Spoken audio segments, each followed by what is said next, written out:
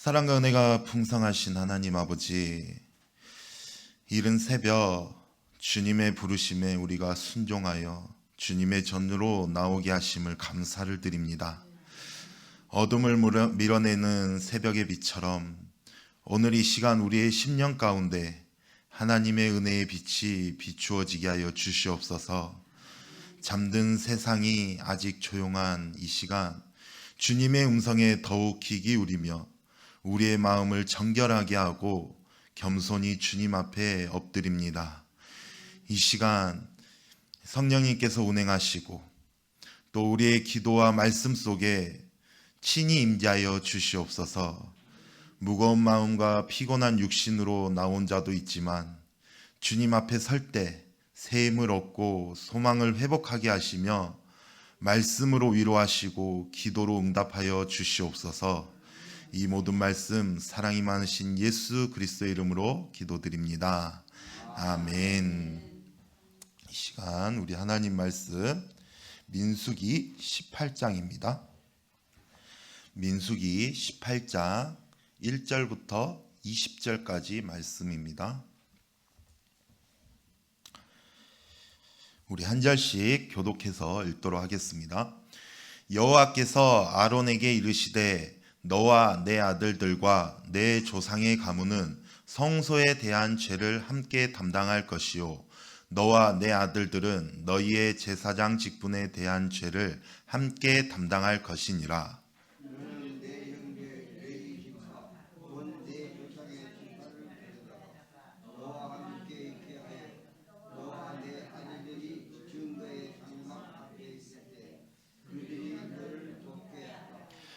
레위인은 내 직무와 장막의 모든 직무를 지키려니와 성소의 기구와 제단에는 가까이 하지 못하리니 두렵건대 그들과 너희가 죽을까 하노라.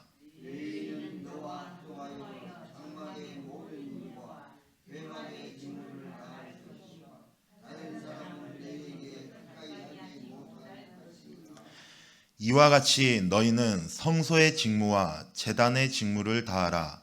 그리하면 여호와의 진노가 다시는 이스라엘 자손에게 미치지 아니하리라.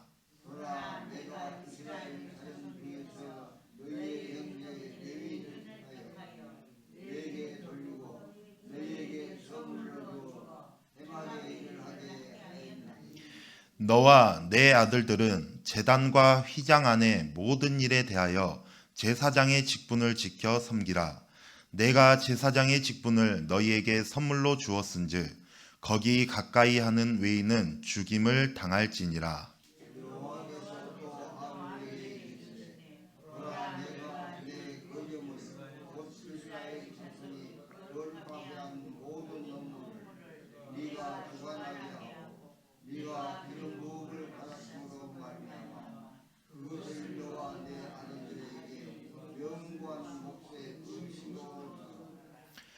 지성물 중에 불사르지 아니한 것은 네 것이라. 그들이 내게 드리는 모든 헌물의 모든 소제와 속제제와 속건제물은 다 지극히 거룩한즉 너와 내 아들들에게 돌리리니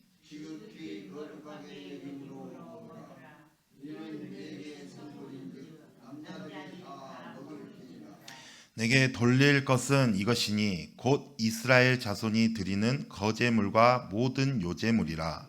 내가 그것을 너와 내 자녀에게 영구한 몫의 음식으로 주었은즉 내 집에 정결한 자마다 먹을 것이니라.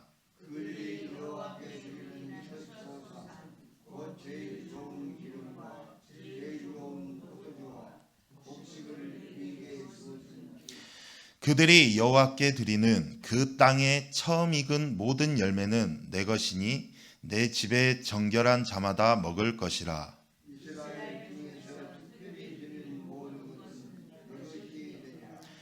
여호와께 드리는 모든 생물에 처음 나는 것은 사람이나 짐승이나 다 내 것이로되 처음 태어난 사람은 반드시 대속할 것이요 처음 태어난 부정한 짐승도 대속할 것이며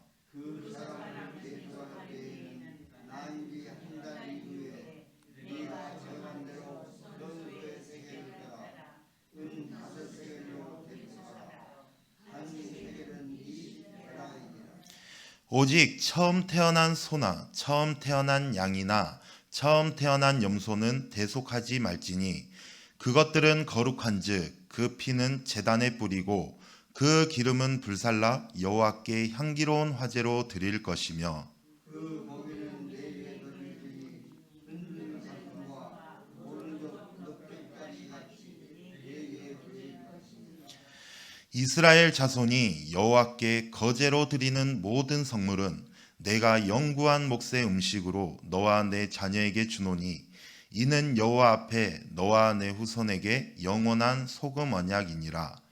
여호와께서 또 아론에게 이르시되 너는 이스라엘 자손의 땅에 기업도 없겠고 그들 중에 아무 분깃도 없을 것이나 내가 이스라엘 자손 중에 내 분깃이요 내 기업이니라. 아멘.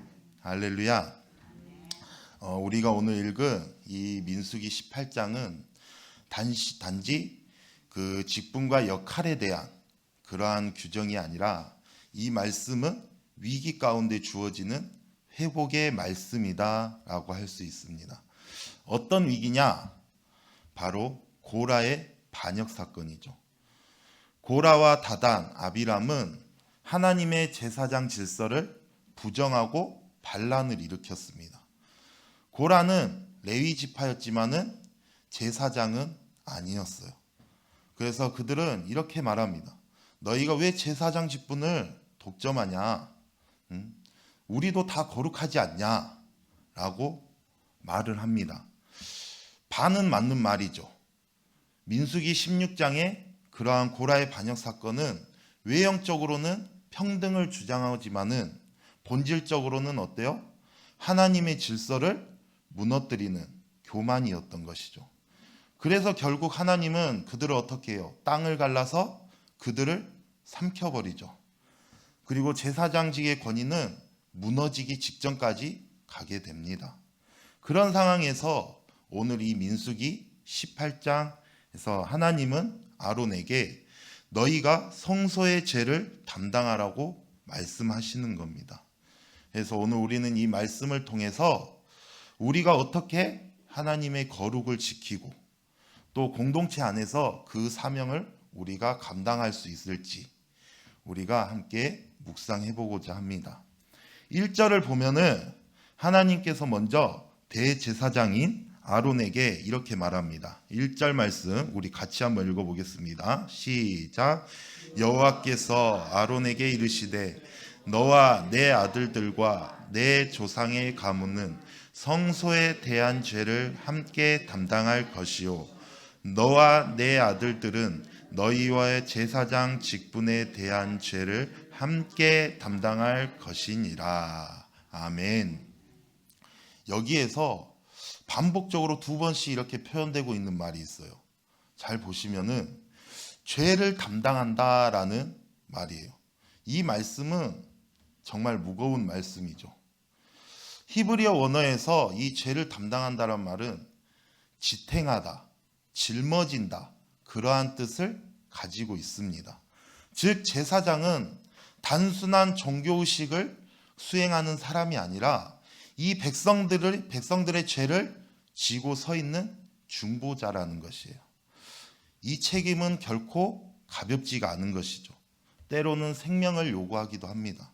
성소에 대한 죄, 또 제사장의 직분에 대한 죄를 담당할 것을 말씀하셨는데 이것은 어떤 임무를 수행하라고 명령하는 것보다는 앞으로 성소나 또 제사장 직분에 대한 어떠한 문제가 있으면은 그 책임은 누구 거다? 아론과 그 자손들의 것이다라는 것이에요. 책임에는 무게가 따르는 법이죠. 하나님은 어떤 직분과 임무를 주셨을 때 그 일에 대한 책임은 역시 그 사람이 지도록 하시는 겁니다. 그러므로 이제 이 아론과 또 그의 자녀들이 철저히 관리 감독하고 그에 대한 책임을 져야 할 일인 것입니다. 그러면서 하나님은 2절에서 7절까지의 말씀을 보면은 아론에게 이런 식으로 말을 하는 거예요. 너는 또 내 형제 레위 지파를 데려다가 너를 돕게 하여 장막의 일을 맡기되 근데 무엇을 못하게 하라? 제사장의 직무에는 가까이 하지 못하게 하라. 그것이 2장 2절에서 7절까지의 말씀이에요. 레위인은 제사장의 직무에 직접 참여하지 못합니다.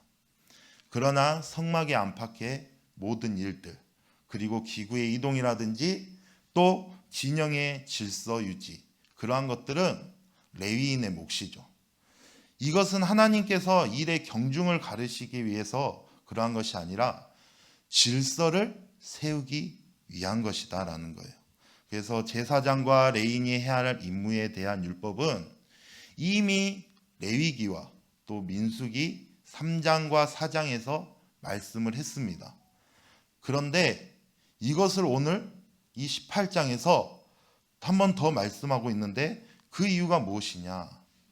제사장과 레위인의 임무를 명확하게 구분하게 하심으로써 다시는 그 하나님이 세우신 그 권위에 도전하는 사람이 없게 하시기 위해서입니다.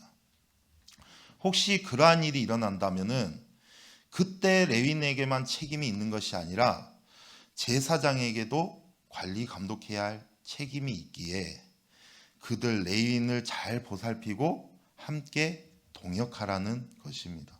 그래서 이러한 질서는 오늘날 우리 교회에서도 동일하게 적용이 되죠.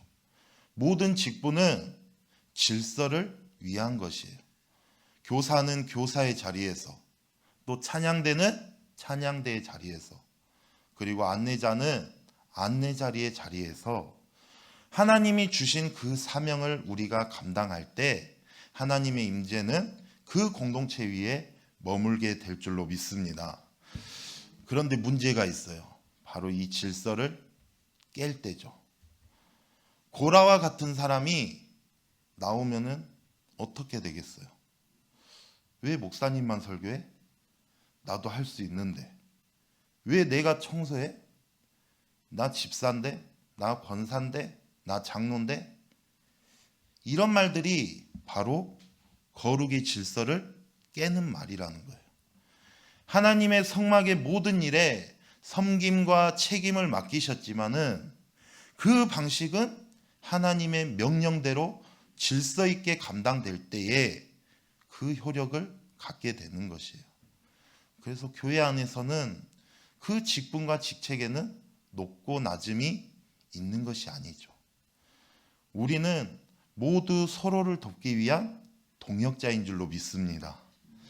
하나님의 권위를 받은 직분자는 그들보다 높은 사람이라는 인식을 우리는 버려야 돼요. 함께하는 자들을 우리가 더욱 사랑으로 돌보고 섬길 의무가 있음을 우리는 명심해야 되는 겁니다. 그러므로 우리에게 필요한 것이 뭐예요?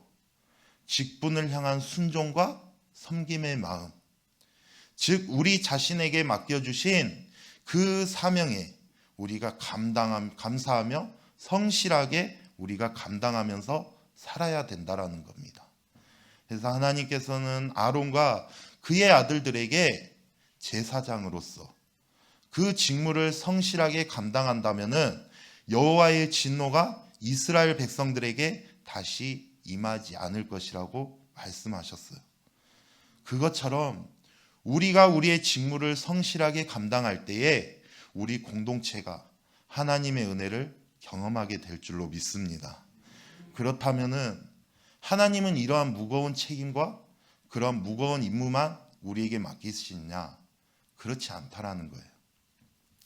8절부터 보시면은 무거운 책임과 임무를 맡은 그 제사장들과 레위인들에게 보상과 특권을 주시는 거예요. 특히 8절부터 99절에서는 이스라엘 백성이 드리는 헌물 중에 일부가 제사장의 몫으로 돌아가도록 명령하고 있어요.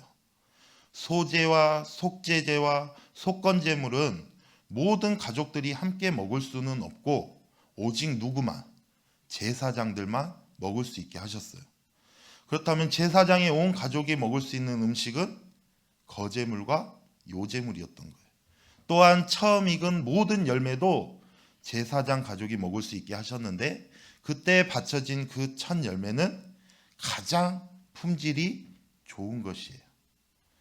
그리고 짐승이나 사람이 태어나면은 하나님께 바쳐야 했는데 사람을 제물로는 바칠 수가 없으니까는 장자가 태어나면은 돈으로 속전을 치르게 하셨고, 또 가축에 처음 난 것은 제사장의 가족들이 먹게 하셨습니다. 어떤 사람들은 이 내용을 보고 이렇게 생각할 수가 있어요. 이스라엘 백성들이 제사장을 먹여 살렸구나 라고 생각을 할 수도 있습니다. 그렇지만은 결코 그렇지 않다라는 거예요. 이스라엘 백성들이 하나님께 헌물을 드렸다면은 그 헌물은 누구 거예요? 하나님의 것이죠. 그래서 하나님은 그들의 생계를 자신의 것인 헌물로 공급해 주신 것입니다. 이 같은 제사장의 몫을 소금 언약이라고 부르시고 또 영원히 변하지 않는 규례라고 정하셨어요. 그러므로 제사장들은 자신들의 몫을 하나님께로부터 받은 것이므로 거룩하게 여기고 먹어야 했던 것입니다. 그렇다면은 그 소금 언약이 과연 오늘날도 유효할까? 여러분들, 오늘날 제사장은 누구예요? 오늘날 제사장, 목사님 제사장, 여기에 앉아 계신 모든 사람들, 모든 성도님들이 제사장이라는 거예요. 왕 같은 제사장으로 우리를 부르셨어요. 목회자만이 아닌 우리 모든 성도님들이 왕 같은 제사장인 줄로 믿습니다. 그래서 우리는 대제사장이신 예수님, 그 예수님을 도와서 믿지 않는 사람들에게 어때요? 복음을 전하고 또 그들이 용서받고 하나님의 자녀가 되게 하는 임무가 우리에게 주어진 거예요. 그 임무를 우리가 책임감 있게 감당한다면은 하나님께서는 약속하신 대로 먹을 양식을 우리에게 공급하시는 것입니다. 그리고 그보다 더 중요한 것을 하나님이 말씀해 주고 있어요. 오늘 말씀의 마지막 절 20절 말씀에 약속해 주시는데 20절 말씀 우리 한번 같이 읽도록 하겠습니다. 시작. 여호와께서 또 아론에게 이르시되 너는 이스라엘 자손의 땅에 기업도 없겠고 그들 중에 아무 분깃도 없을 것이나 내가 이스라엘 자손 중에 내 분깃이요 내 기업이니라. 아멘. 하나님은 제사장에게 땅을 주지 않으셨어요. 또 유산도 없었어요. 그러면서 하나님은 이렇게 말씀하세요. 내가 너의 분깃이다. 내가 너의 기업이다. 사랑하는 성도 여러분, 이것이 얼마나 놀라운 말씀이에요. 우리는 늘 하나님께 축복을 구합니다. 그런데 하나님은 말씀하세요. 내가 축복이 아니라 내가 너의 상급이다라고. 하나님이 우리의 기업이라는 말은 그분이 우리의 보호자가 되시고 또 공급자가 되시고 우리의 만족이 되신다라는 거예요.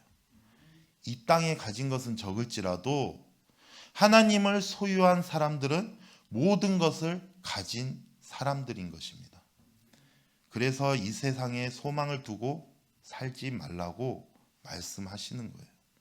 오직 하나님의 나라를 위해 우리가 살면은 하나님께서 먹을 양식뿐만이 아니라 그들의 모든 필요를 다 채워주실 것이라고 약속하시는 것입니다.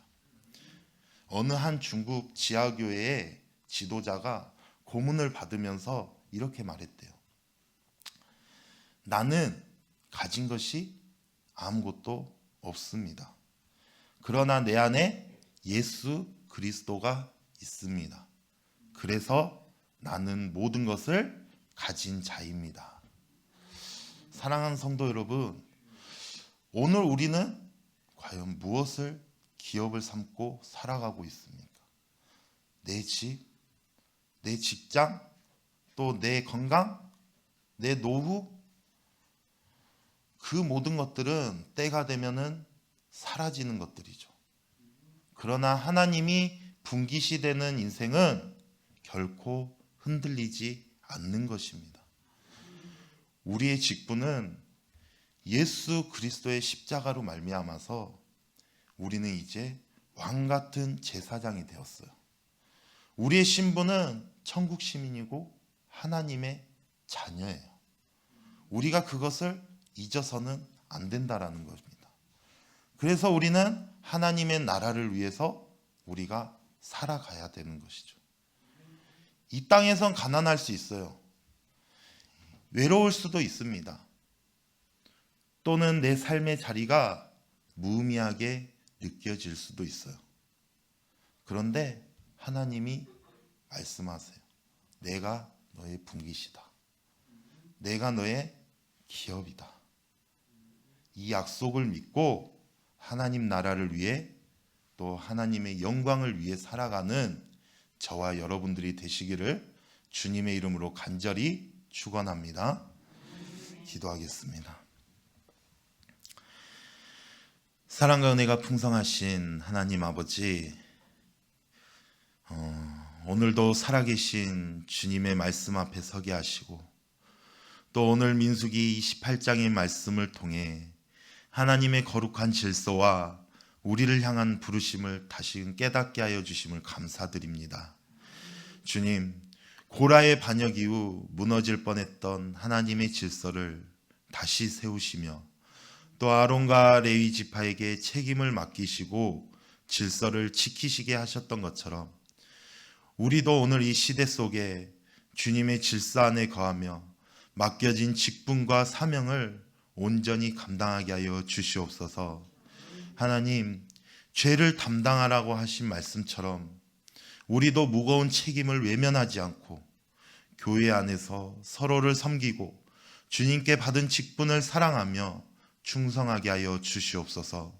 누구는 앞서고 누구는 뒤따르지만 우리는 모두 주님 앞에 동역자임을 잊지 않게 하시고 각자의 자리에 충성할 때 하나님의 임재가 우리 공동체 위에 머물게 하여 주시옵소서.